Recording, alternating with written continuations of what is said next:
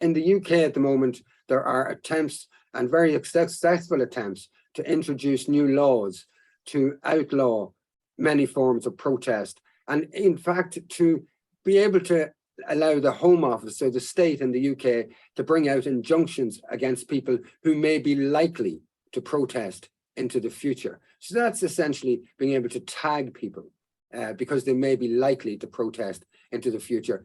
Here are the type of people that I believe this law is designed to affect. This is a man outside the Israeli embassy, I think it was earlier today, and he had the Palestinian flag, and he had pictures of children who were killed by the Israeli army in Palestine.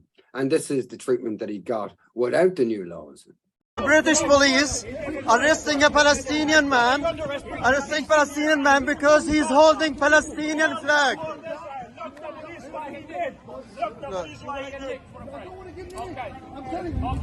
Look how many people. So Gaza are dying in Gaza. Well, you need to stand back. This is Crown State. No. This is a hotel. No, this is pro-Israel. Stand back. Peaceful. He was peaceful. It's private property. You're not allowed to put signs on. Why are you treating like this? So, in the cradle of parliamentary democracy, this is what happens if one single person stands outside an Israeli embassy with a Palestinian flag and images of the children that were killed by Israeli military forces in Palestine. But let's look a little bit more closely at this new law that they're trying to introduce. Suella Braverman quietly tries to give herself fresh anti-protest powers. This is from Open Democracy, not to be confused with Open Society. Last-minute amendment to Public Order Bill would let Home Secretary slap injunctions on people likely to protest. Let's probe this a little further. Suella Braverman is quietly handing herself new powers to clamp down on the government's political opponents, civil rights advocates have warned. The Home Secretary pushed through a last-minute amendment to a widely criticised anti-protest bill on Tuesday that would allow her to apply for injunctions against anyone she deems likely to carry out protests that could cause serious disruption to key national infrastructure, prevent access to essential goods or services, or have a serious adverse effect on public safety.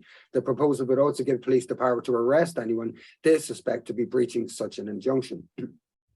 Leading human rights groups say that the Public Order Bill, which passed a final vote in the Commons yesterday, would align the UK's anti-protest laws with those of Russia and Belarus. And that's some statement and some claim to make.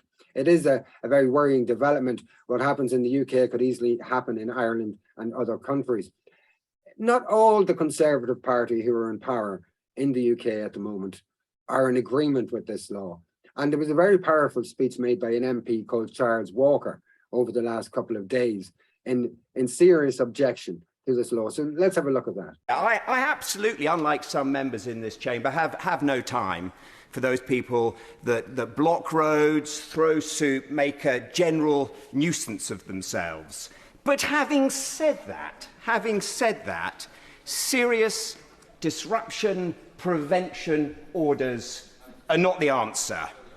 They leave me absolutely cold. In fact, I go as far as to say they are appalling, absolutely appalling, because there are plenty of existing laws that can be utilised to deal with people who specialise in making other people's lives miserable.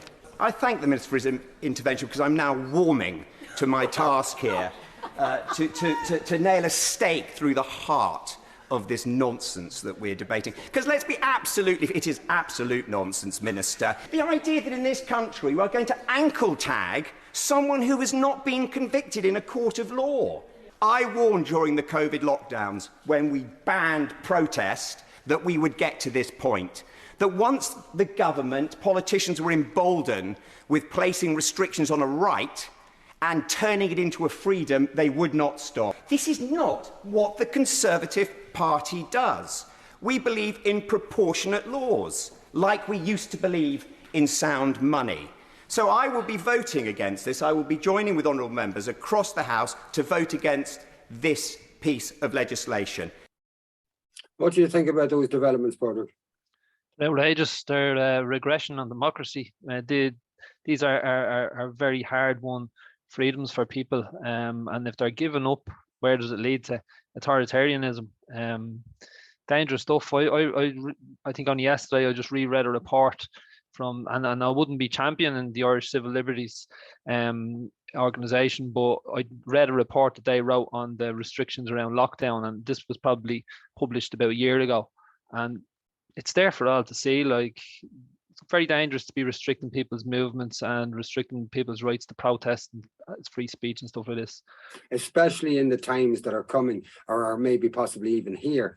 We saw a video at the beginning of this segment of a man standing outside the Israeli embassy getting violently arrested in the UK, in London, because he was carrying a Palestinian flag and images of children that were killed by the Israeli army.